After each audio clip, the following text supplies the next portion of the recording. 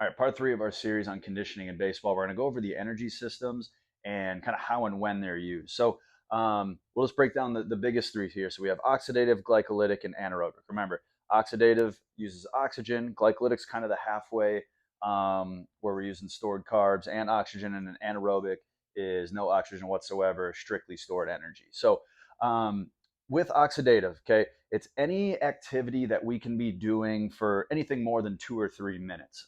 So, kind of by definition, means less intense exercise, right? It's kind of easy to do. You're able to hold a conversation while you're doing it.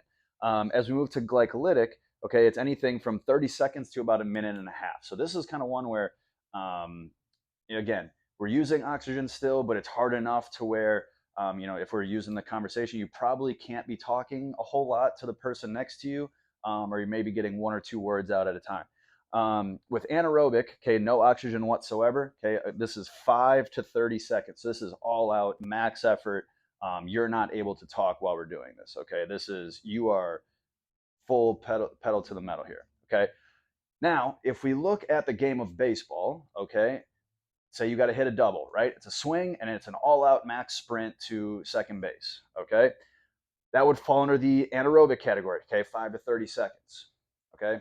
If you're trying to steal a base, right? It's about 4 to 5 seconds of the whole length of it. Again, 5 to 30 seconds, anaerobic.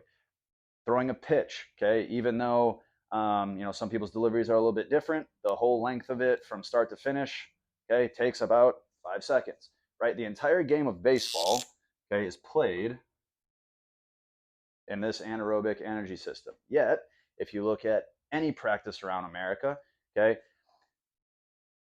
every pitcher is running poles for miles, literal miles, okay?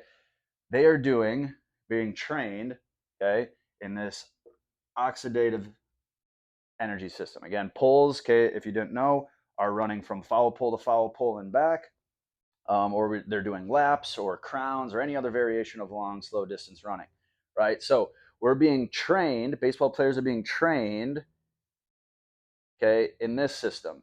Yet the entire game of baseball is played in this system, right? That is the problem that is happening. And if you don't see the issue with that, right, then I feel like we've made it pretty simple at this point.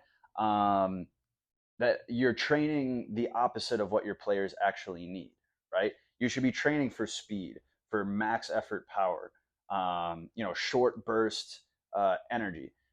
If you're not, all you're doing is training your athletes to be slower, less twitchy, less explosive, and you're taking away from all the attributes that are going to make them really good on the baseball field. So, when it comes to your training, right now, it doesn't always have to be sprinting. Okay, it can be jumps or med ball slams. Get creative with it. Just make sure that you're actually training to enhance the attributes that are going to help you win games.